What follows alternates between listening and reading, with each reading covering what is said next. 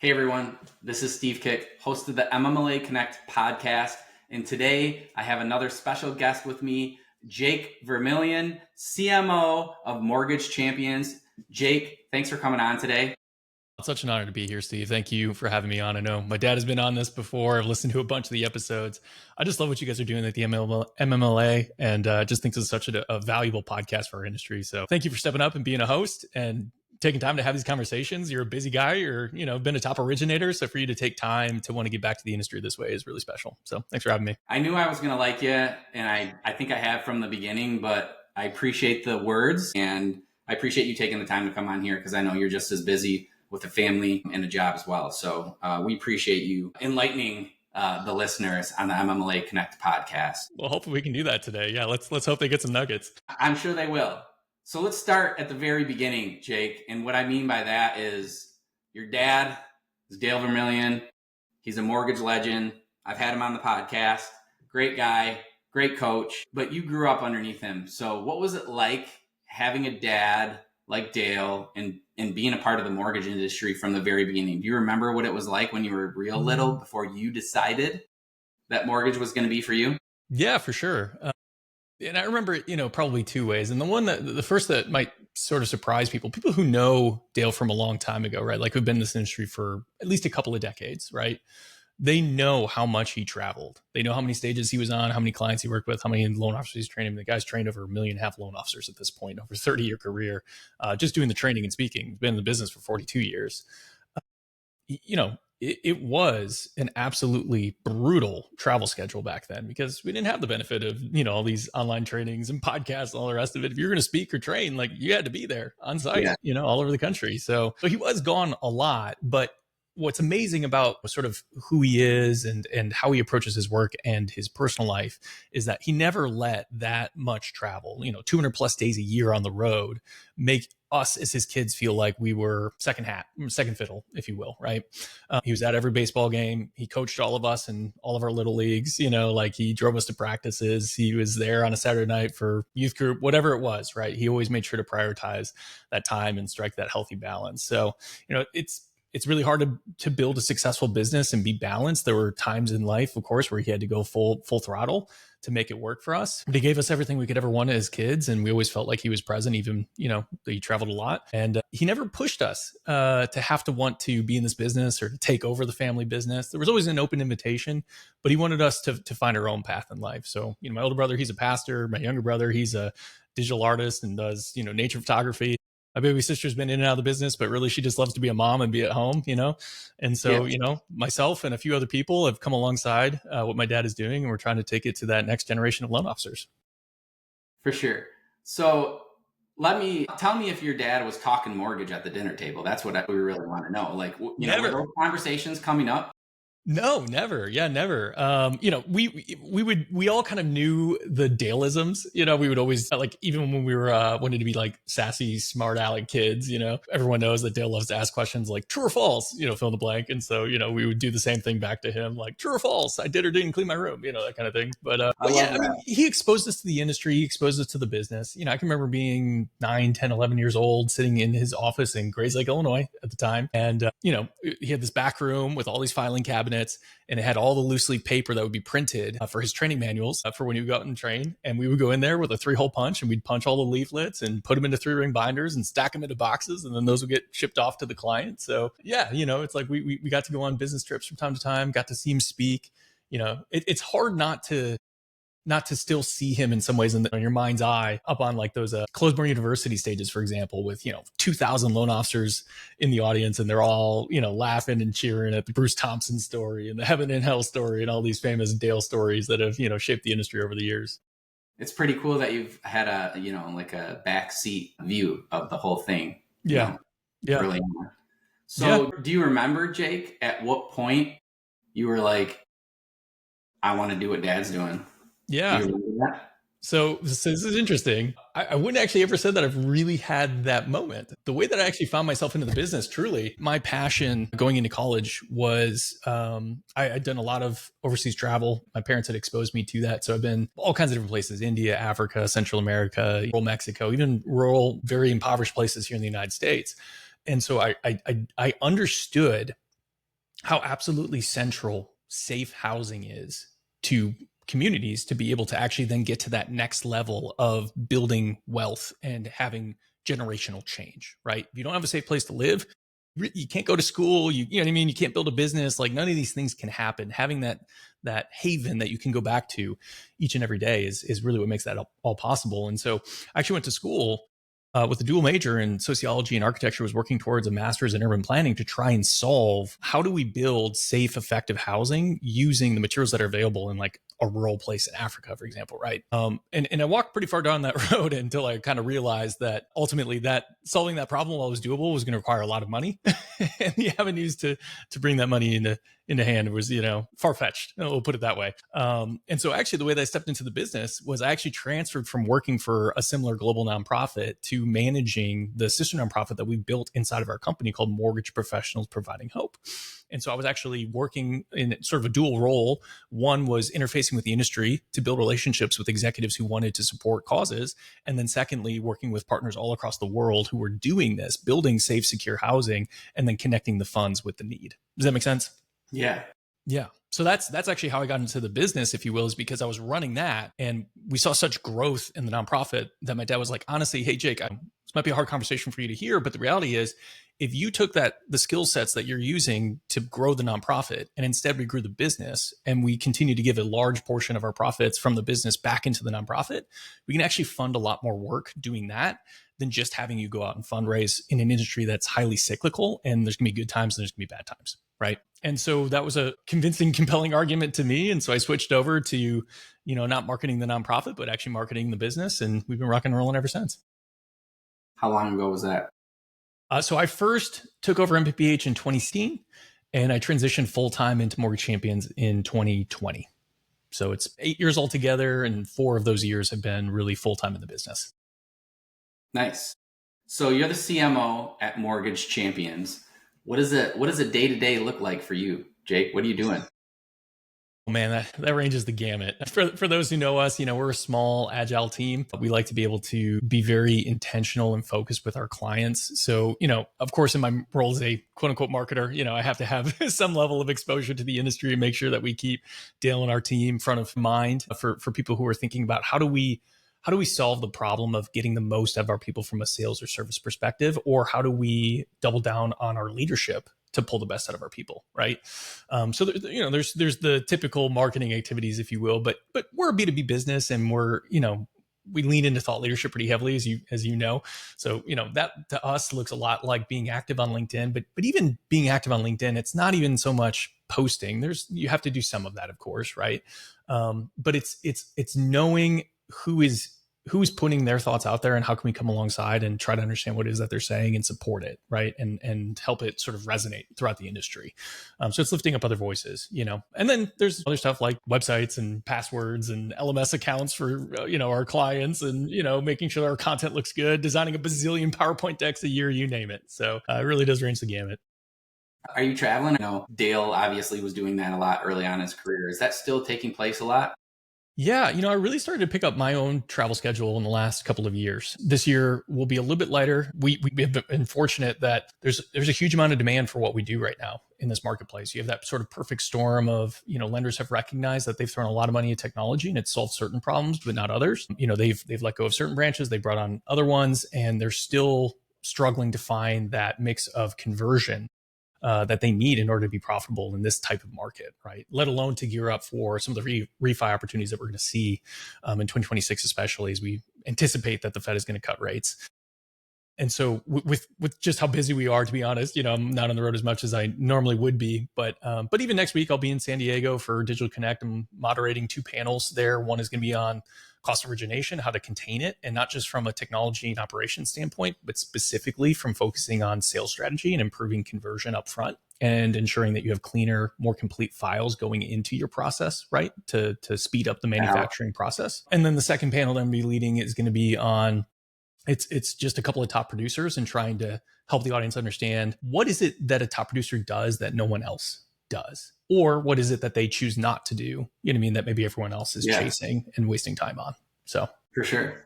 Yeah. Let's get into that conversion. You were talking about conversion. Why are some people not converting their leads? What are the main issues you're finding that, is leading to people having lower conversion rates than they would have previously? Or is it that the at bats are just lesser?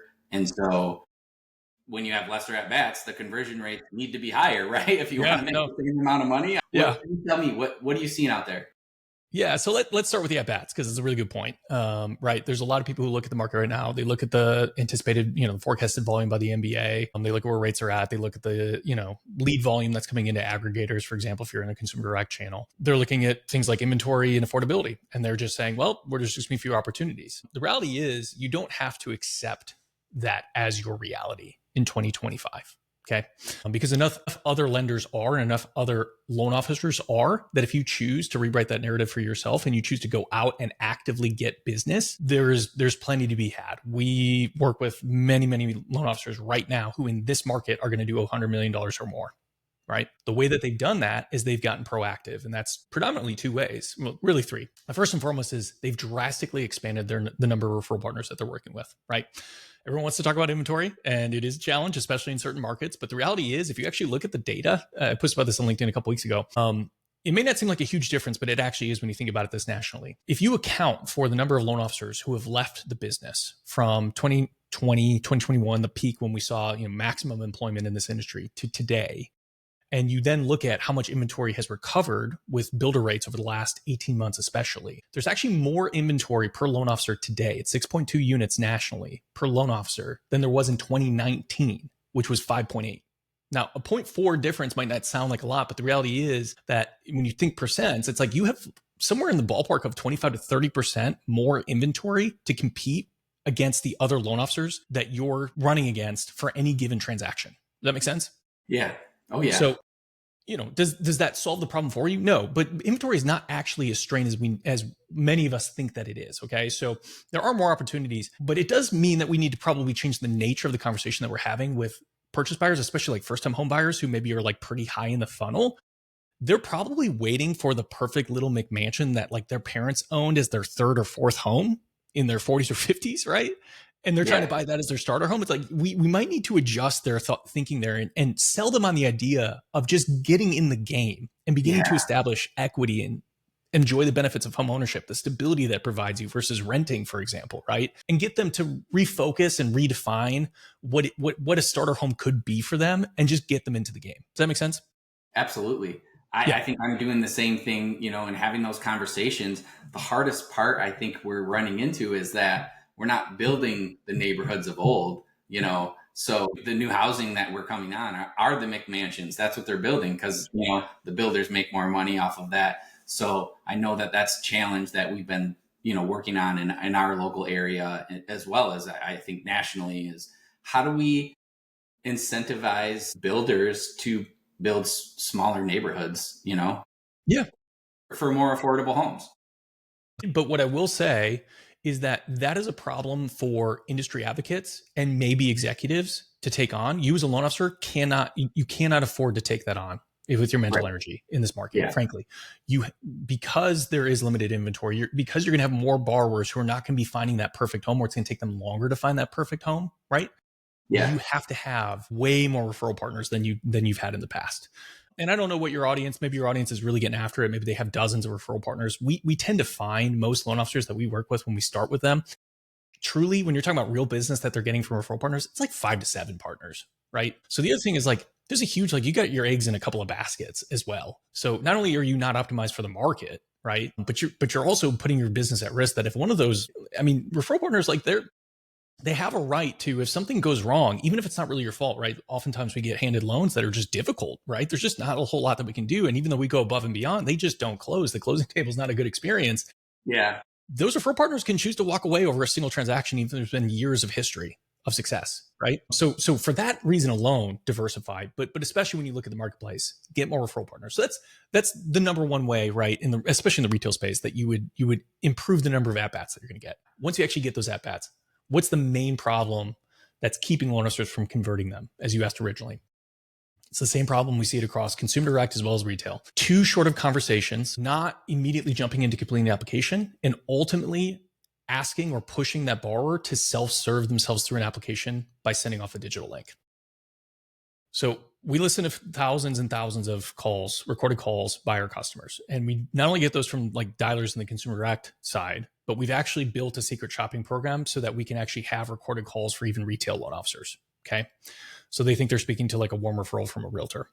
You would not believe the number of conversations that I listen to where even if a loan officer does a really good job in the sense that they spend 12, 15, even 20 minutes with this borrower. They understand their goals. They ask about what it is they're trying to achieve. They do a pre-qualification to understand, how qualified they may or may not be, or understand where they are exactly in the process. Have they connected with the realtor? Have they not? Have they looked at properties? Have they not? You know what I mean? Are they like actively going under contract? They can do all of those things. And yet for whatever reason, these loan officers, they're not inputting any of this data that they're getting that all flows into a 1003 into the actual 1003 itself. Right? They're just spending all this time with the customer, not taking any notes. And at the end of that 12, 15, 20-minute call, they say, okay, great. I think I can help you. What I'm going to do is I'm going to send you a link at some point today. When you get that, open it up, fill it out yourself. You know what I mean? And then when I see that come back through, then we'll get back together. Well, of course, that customer, they get to a point where it's like they're asking for date of birth, they're asking for social security number. You mean they're like being asked to attach their bank account and they don't really know why it is that they need to attach their bank account. It immediately either triggers like, oh, wait, I'm not ready to do this. And it pulls them out of the process entirely. Or at the very least, they go, well, wait, before this feels like I'm committing to this loan officer. We had a good conversation, but I actually don't really know anything about their products, their pricing. Maybe there's a better offer out there for me. I should at least shop this before I move forward with this loan officer. Right? Yeah. We see it time and time again. And so that is the number one mistake that loan officers are making when it comes to conversion is they're not spending enough time, generally speaking. They're not using that time productively to begin completing an application.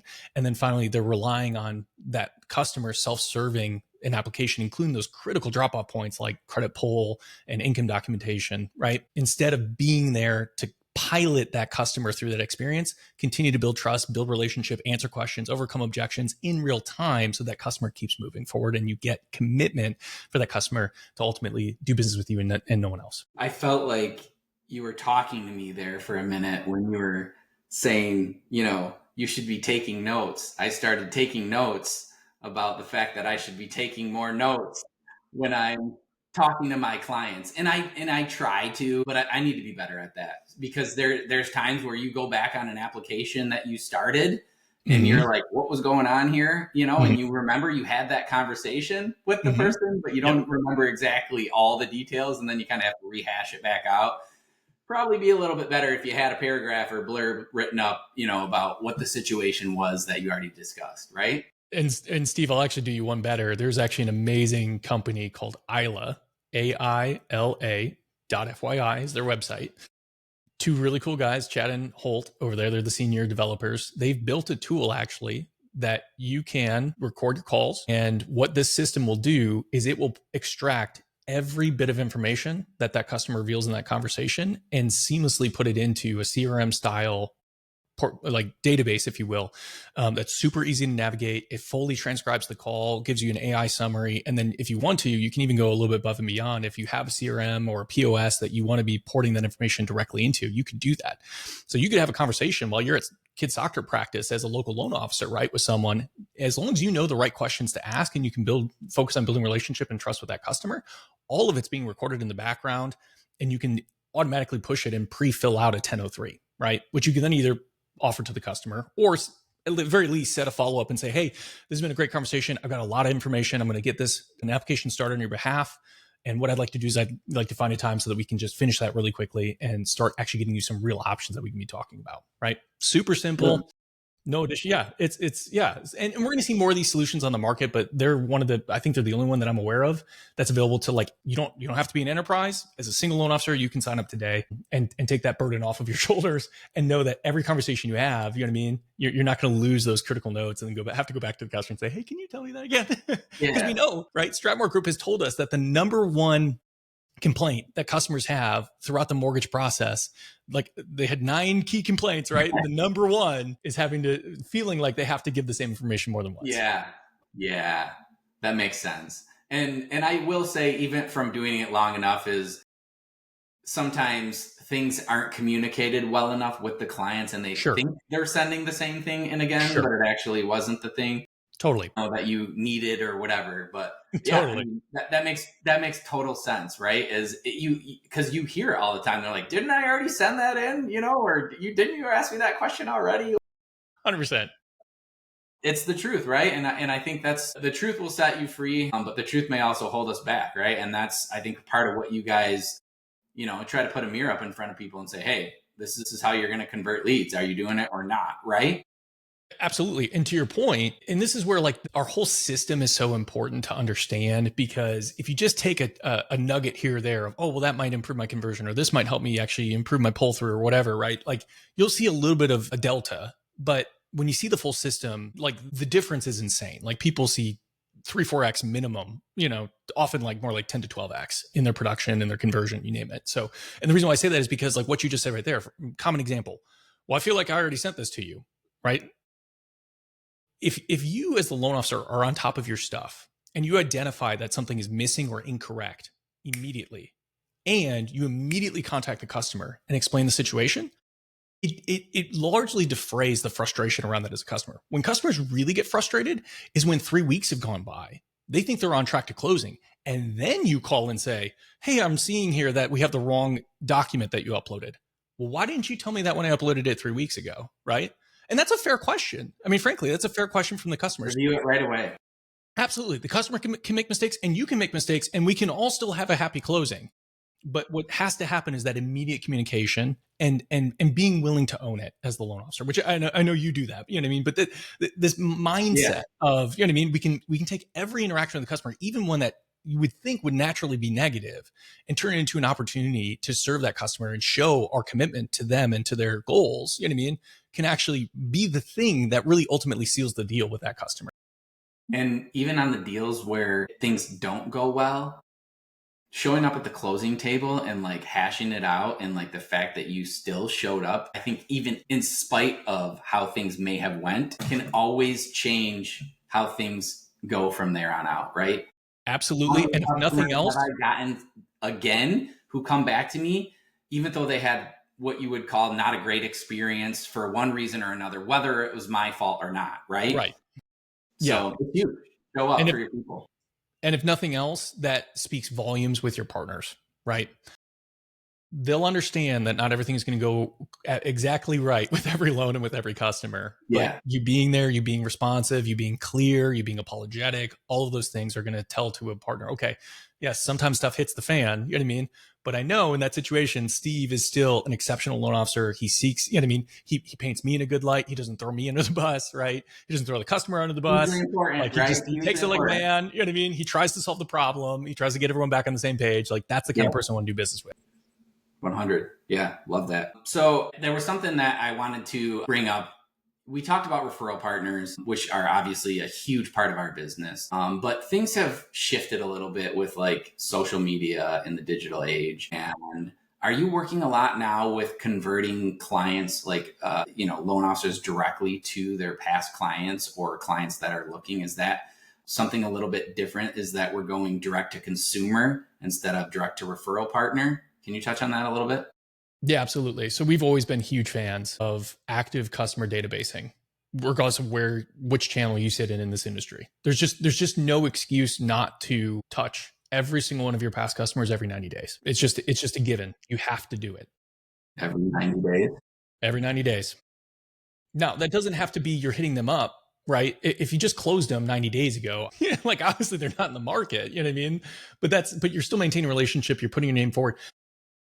I forget the exact stat off the top of my head, but it's something like, I know Mike Seminary has done the data on this over at Stratmore, but he put something out recently where it's like I want to say it's within 90 days, certainly within the first year, it's like fewer than 5% of consumers remember the name of their loan officer that they did their last loan with. Yeah. As much as 5 years from the point of transaction, most consumers still remember the name of the realtor. Why is that? Right? It's a fair question that we should ask ourselves. And so I think there's just something about the nature of our role in this process where we just aren't put into the same light as a realtor. And so we just have to go above and beyond and put in some more work if we want to be on a first name basis with our customers so that when they're ready to refinance, pull equity out of the home, buy up, buy down, I don't know, help their kid buy their first home, you name it. We are who they think of, right? And they don't just end up Googling or going to lead aggregators, and you're never going to see that customer again. It's just too competitive at the top of funnel to be able to recapture that customer, especially now that there's more legislation around when you will and when you won't be notified of the past customer having something like a credit pull occur. Yeah. And I think what's really important that we touch on that too is that. Let me say one more thing on this, because there's a lot of talk about the hybrid loan officer, right? And I do think that there is an opportunity for local loan officers to either consider something like purchase leads or to try and generate their own what's called first party traffic, right? So this would be the idea of you're generating opportunities through social media, for example, right? Or on your website. I think for the far majority of loan officers, that's probably fool's gold. Okay. I mean, just to be candid, that's not to say that social media can't be an incredible generator for your business, but the way that I think you make it an incredible generator is you use it to prospect for referral partners. And prospect is a very important word there. And if you want a book to read about this, Michelle Berman just wrote a great book called The Black Line, all about how to do social media prospecting well. In fact, actually, Steve, I've got an extra copy. I bought 2 copies and I wanted to give one away to someone. I didn't know who that was going to be. I'm going to give it to you. So I'm going to send it to you after this. Would be honored. I would be honored. And I think you will actually execute on it. So let me send you that book. I'm like 3 chapters in. It's already like worth its weight in gold. But the reason why I say prospecting is so important, because so many loan officers, they think of social media and they immediately think of posting, right? Which there is an element of that. Like, people are going to look you up on social media, and if you have no presence whatsoever, it's going to say something to more borrowers than not, right? Especially as demographics change. But the real social power and gold to you of social media is the ability for you to like first go out and use a tool like a Redder, an Ingenious, an MMI, you name it, and to identify who are the realtors in your market that are doing business in a tranche that you can sort of match up with, right? And what do I mean by that is, for the most part, most loan officers probably don't want to go after like the absolute top real estate agents in their market, because they're going to be the most competitive ask, right? It's going to be the hardest office to get your foot in the door on. But you also don't want to go to someone who's like doing 2 transactions in a year and they're basically part-time. It's like, they have another job. They just happen to also have a real estate license. You want sort of that middle 60 in terms of production, right? Like, those are your biggest opportunities. So you want to get that list. And then what you want to do is you want to take the people you identify in that list based on their production. You want to look them up on social media, and you want to find people who you have genuine like-mindedness with, right? You both love the same team, or you're both into the same, hobbies. You know what I mean? Like, yeah. You both have done a bunch of work in the same sort of neighborhoods or live on the same side of town. Like, there's ways that you can suss out pretty quickly. This is the type of person that I think I would really enjoy doing business with. And then all you do is you just engage with their posts, right? Like, don't worry about posting, to them and hoping that the algorithm will serve them your content, because the odds of that are basically none, right? We don't control who sees our content because of the algorithms. You know what the algorithms can't do, though, is tell us whose content we can engage with. Make sense? So build that list, identify who you have like-mindedness with, engage with their posts, and then make that initial contact, right? Yeah. That's how you immediately someone's like, yeah, I've been seeing you. You've been leaving these sweet comments on my posts. Like, I'd love to get coffee and hear more about how maybe we could partner together and grow our businesses. So it's a no-brainer on that front. And that's the way. Like, don't go buy leads. Don't go just post every single day on social media hoping that consumers are directly going to see your Instagram post and then want to call you for a mortgage. It's going to be 1 in 1,000, Yeah. Be active in these ways so that you can generate more referral partners, and then through them go direct to consumer, if that makes sense. Absolutely. Yeah. I remembered what popped into my mind about what we were talking about before, and then popped out. And that was the whole point of, what was it? However many percent of people forgot their loan officer, but remembered their realtor. And, I think to what I was talking about showing up at closing, and to go further, either meeting them in person at the very beginning, or at least accepting their documents in person somehow, making sure that there's that physical meeting with that client, and then going to the closing again. They're going to remember you if you're there physically a lot more than if you aren't. And I think the reason they remember their realtor is because the realtor is going in and out of houses with them, right? They're actually on the ground. They're face to face. And for me, I think getting belly to belly, even if it's for 5 minutes, just to, answer a few questions and grab their documents really quickly, has gone a really long way in building a great foundation for a good transaction.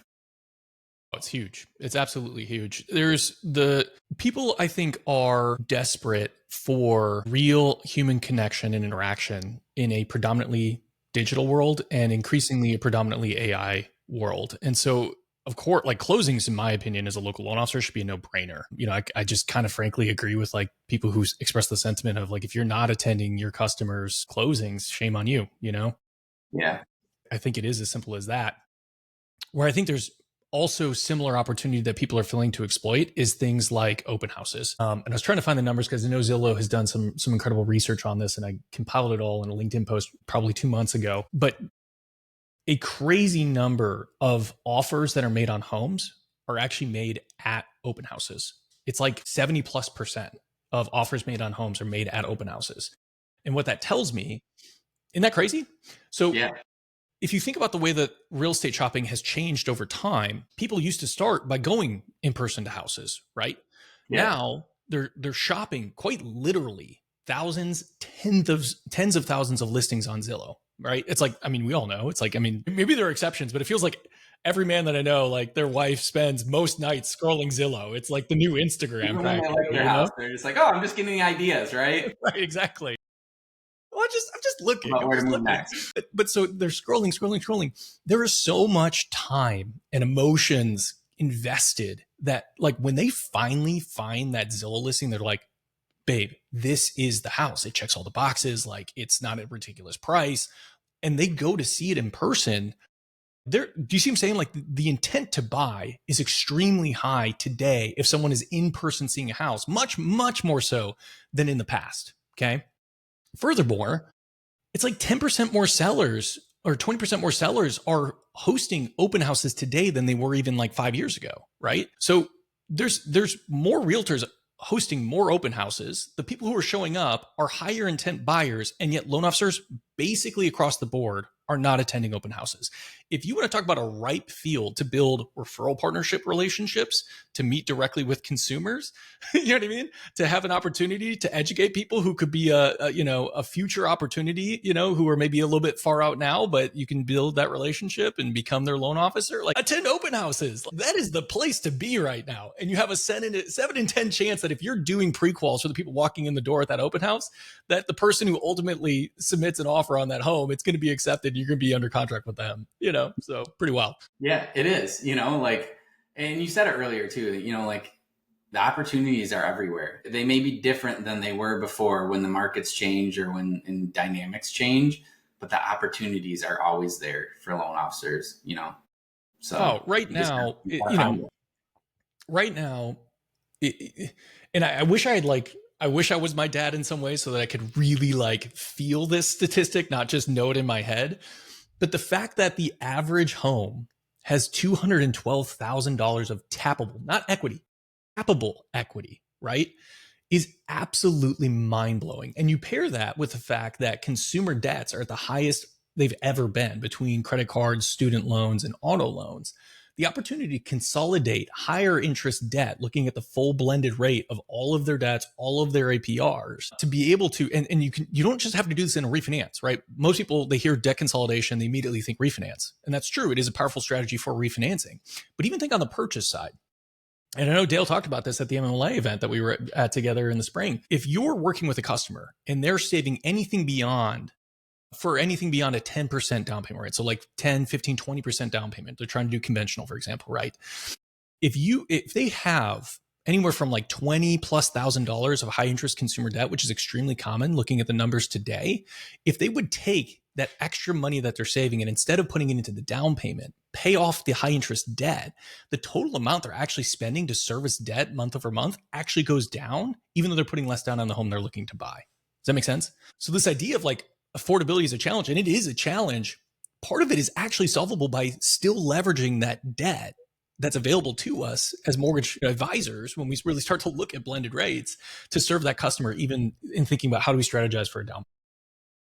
Yeah, no, I mean, that's powerful stuff, you know? And again, it brings up another opportunity for loan officers to educate their potential clients on how they can help them in different ways, right? I mean, there's always, you know, a way to figure out what's going on in the nation, or, you know, in the country or in your local area, and how we can help as loan officers provide relief for people, right? I mean, there's just so many different things, and that's what we are. We're advising people on, what the best financial moves are moving forward, and that includes buying and selling real estate, which it's worked for a long time.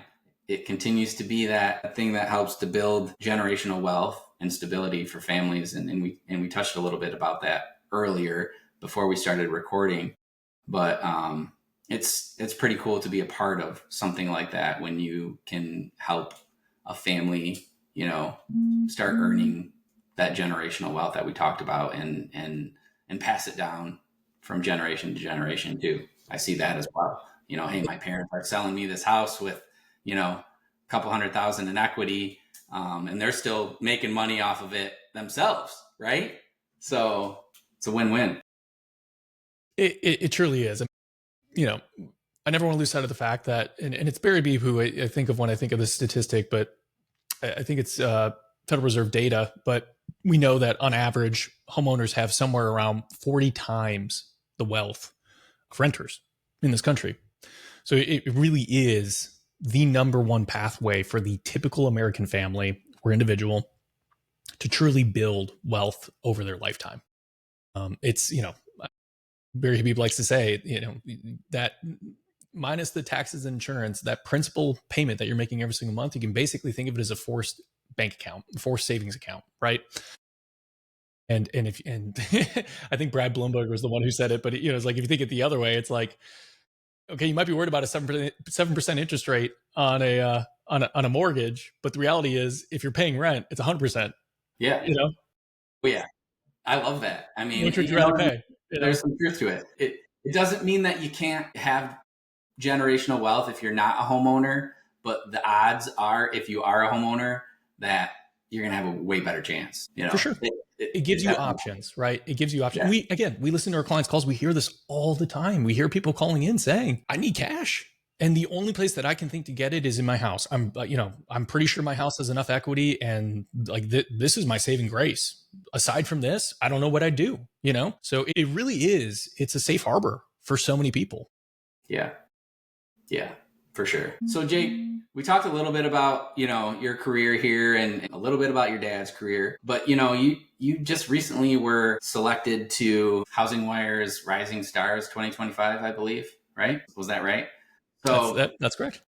You've let's say stepped out of your dad's shadow, if you will, and kind of blazed your own path. Can you talk about how that difficult maybe that was, to kind of light your own torch and carry that along? And you've done a great job of it, but can you kind of explain how that was for you?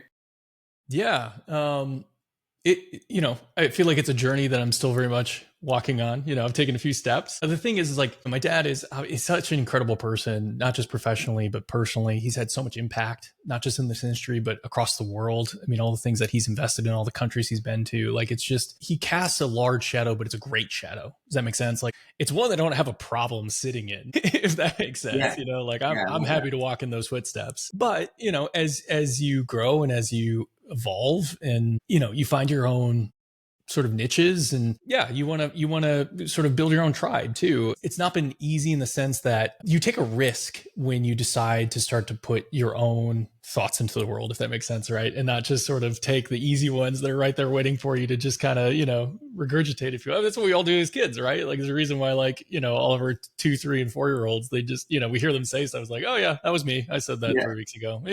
For better or for worse, sometimes for worse. Sure. So it takes some courage, and it takes some self-introspection to find what it is that you're passionate about.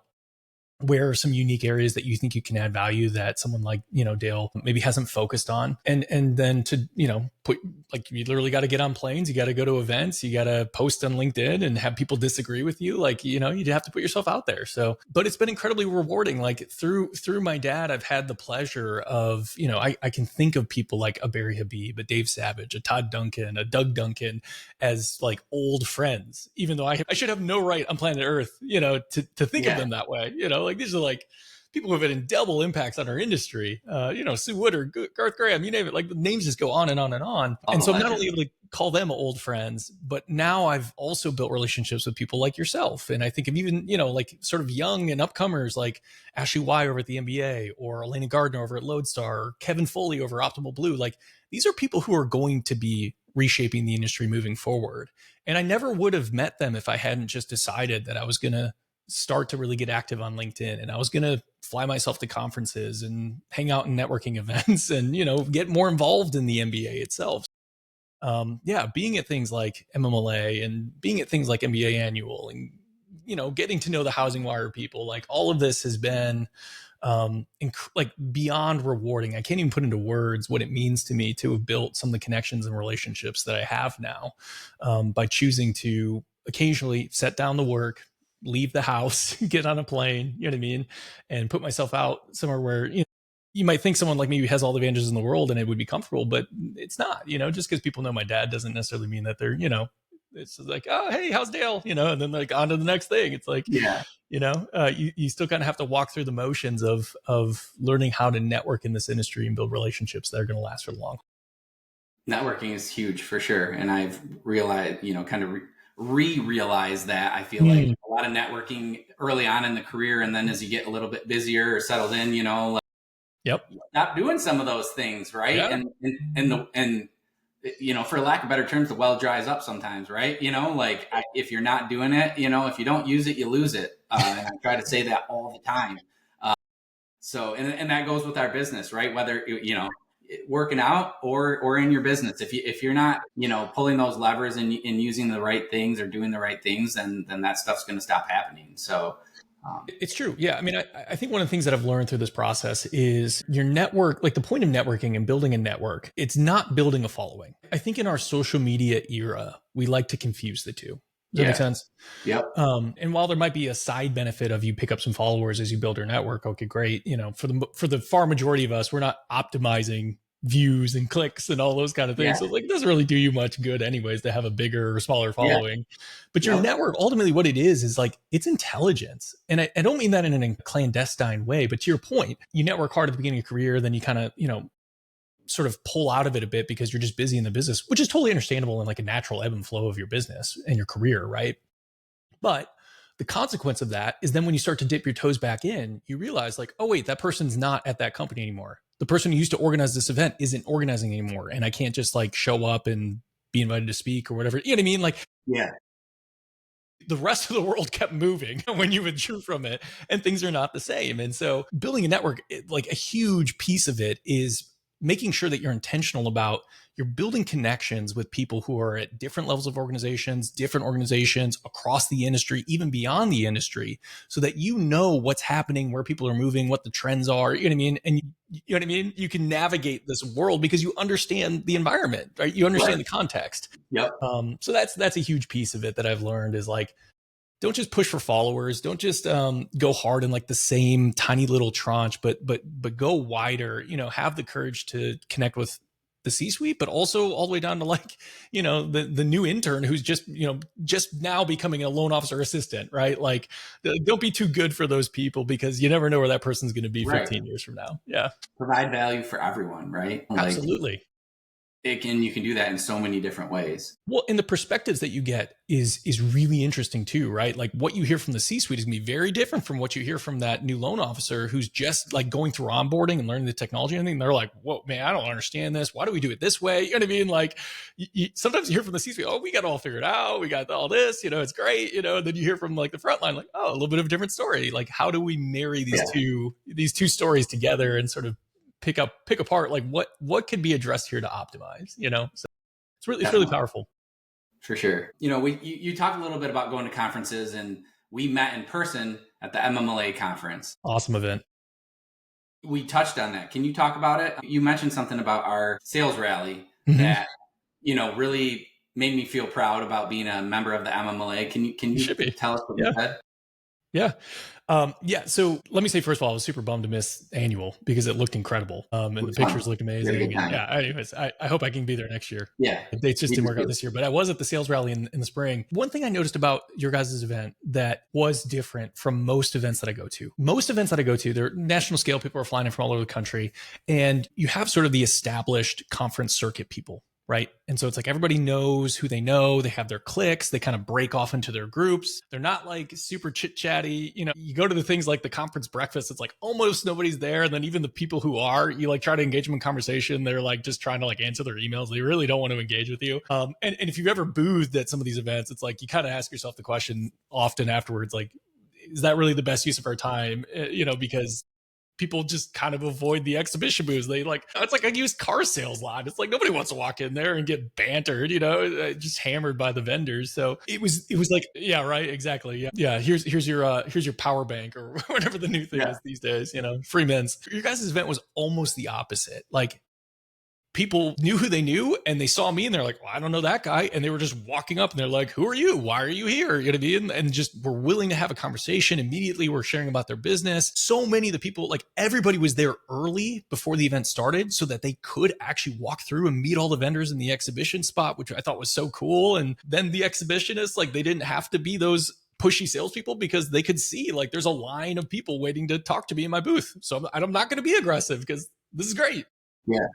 Yeah. And when I sat down at tables in between the sessions, like whoever was there, they immediately would strike up a conversation. It was authentic, it was just an amazing environment. If every event I went to was like that, I can't even imagine the number of relationships I'd have in this business. That's pretty cool to hear that, being a member of this organization for a while, it never gets old to hear someone from the outside look at it and say, wow, what you have going on there is special. So I appreciate you touching on that. And I wanted to make sure that we talked about it. I appreciate that. And this is a reflection. I think it's a reflection of a lot of things, the members that you have in the organization, of course, but also the leadership. I mean, yourself, Joanne, Allison, Jen Peachman, like you guys have the dream team, man. You have people who, they've been in the industry for forever. They truly, they go above and beyond. They're smart. They're excellent in what they do. They're people, you know what I mean? Like just awesome, Yeah. Yep. We have an embarrassment of riches at the MMLA, and I'm thankful for all of those people that are involved. And we'd love for more people to be involved. Of course. As you can tell, Jake sees it firsthand without even being a part of the organization. We love to have new members and we love to welcome new people in. So if you're not a member of the MMLA, we'd love for you to become one. You can contact me or anyone else at the MMLA to get further information. So we'd love to see you at the next event for sure. So thanks for talking about that. Of course. I can honestly say from my experience, if you choose to become a member and you show up at an event, you will be welcomed, truly welcomed with open arms. You won't feel like you're off in a corner, don't know who to talk to. You know what I mean? You won't have that networking anxiety that we all get, right? Sure. You will immediately find connections and you'll get value for yourself and for your business. Absolutely. So Jake, you've had a great foundation. Obviously, as we've talked about it, mortgages, your dad, you're a well-spoken individual, a leader. Can you tell us a little bit about your personal life, if you will? Sure. Tell us what you do when you don't have the mortgage hat on or when you're at home. Yeah. Well, for the most part, that's play with my daughter. I have a 4-year-old daughter named Frances, goes by Frankie for the most part. Although she told us yesterday she wants to be known as Francie. So we'll see how long that lasts. Fancy Francie. So yeah, no, I mean, my wife and I, she's homeschooled. So, I work from home at least a couple of days a week. So hopefully home life is really important to us, pretty involved at our church. I'm fortunate to lead a Bible study. I was nominated and appointed as a deacon last year. So I have some responsibilities there that allow me to be able to serve the church. Yeah, really, really amazing. And, it's just an opportunity to serve. And then other than that, I mean, I don't have a ton of free time. So what little I do have is pretty much spent either reading or working out. I've always loved endurance sports. I've biked and run a bunch over the last many years, but this summer started lifting for the first time and it's a new, different kind of challenge and super fun. So I'm either slinging dumbbells or holding a book. See, that's funny. I kind of did the opposite. I used to throw around the dumbbells back in the day, and now I'm into the running and, yoga and stretching and all that kind of stuff. Love it. Yeah. A little bit opposite for me, but it's good to stay active and stay healthy, right? Huge. Yeah. Mind sharp. It gives you mental clarity. It gives you energy. It reminds you that sometimes the things that you want to think are hard in the office really aren't that hard when you've just like really, really pushed, you know what I mean, in the gym. I think that's the biggest thing, right? Is Yeah. like, was it really that big of a deal for you to have all this anxiety or whatever it is, you know? For sure. Yeah. Ain't that the truth? What kind of books are you reading? So right now I'm reading a couple. The fun one is Jayber Crow by Wendell Berry. Amazing novel. I'd read a lot of Wendell Berry's essays. He's a famous essayist. I'm very focused on like the environment, but his book Wendell Berry, and he's got a follow up to it, Hannah Coulter, set in this little Kentucky town, and it's very much a philosophical book about what it means to be part of a community. Feel like you're not part of a community, kind of find your way in life, explore, you know, bachelorhood and marriage and all these things. So highly recommend. And then I'm reading several commentaries on Revelation, preparing for a Bible study we'll be starting next year. Sounds like two amazing things to be reading right now. It's good. Yeah. And I'll be honest, it's nice to take a break from AI books. I was reading a lot of AI books and happy to step away and read something fun for a bit. Well, we appreciate your time so far, Jake, but I always try to leave the listeners with something positive. So whenever you're ready, tell us one thing about the industry or what's going on in the world that is your positive spin or your positive take. I think there is a unique opportunity right now for this industry, because if you look at, everyone's talking about AI, right? And you may be listening to this as a loan officer and be worried about, how is AI going to impact my role as a loan officer? Is it going to take from my business? You know what I mean? Is it going to change my relationship with my lender? And some, to a certain degree, that those are fair questions. But if you look at at least what we've seen so far, and it's early, but if you look at the damage, if you will, that AI has dealt to the labor market, it's heavily concentrated, not in our industry, but actually in several others, right? You think about these kids who are in college right now, who are going to school thinking that they're going to become a developer and move to Silicon Valley, make a bunch of money working for Facebook. Like, those kids are not going to, those opportunities are not going to be there for the far majority of them, right? These are smart kids. These are kids who think creatively about problems and who they want to make a lot of money, right? They want to be successful, right? They have a good drive. And so if I was a lender today, I would be full throat, you know, not recruiting existing loan officers, to be frank. I'd be going after these college kids who are looking at this AI revolution unfold in front of them and thinking, man, the career that I was just setting up for, like, I don't know if there's going to be an opportunity there. Yeah. And to make them aware of this beautiful little mortgage industry that they probably never really considered as a potential future for them, and say, hey, you're a smart kid. We're going to allow you to creatively solve problems. We're going to leverage the things that you're passionate about, like AI and technology, to serve people and to put them in a position to have 40 times more wealth than the typical American. Would you like to be a part of that? Oh, and by the way, it's a lucrative career as well. I think a lot of kids could say yes to that. We could finally inject some new, fresh, exciting blood into this business and really capture all of the business that's coming our way. Because I think it's a guarantee at this point. Rates are going to come down. We're going to see a change in leadership at the Fed. There's going to be a lot of borrowers to serve in the years to come. And we're going to need more loan officers, great loan officers, to do it. So that's what makes me excited. I've appreciated getting to know you. You taking the time to join the podcast. It's been great. You're a great person, great leader, and just really happy that you spent the time with us today. And thank you to anybody out there who's listening. Get a hold of Jake if you're looking to, increase your sales or, figure out where you can change some things in your process to make things better for you or your loan officers. Definitely hit Jake up and his team, because they are the best of the best, right? I appreciate that. Dale certainly is. He's got the track record for sure. I got to give you the plug for coming on and enlightening us and having the conversation. We appreciate it, Jake. Thanks again for coming on.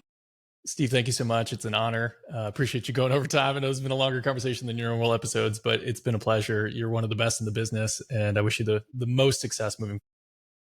Likewise, my friend. I appreciate you. Have a wonderful day. Thanks for listening to the MMLA Connect Podcast. Take care. I could talk to you all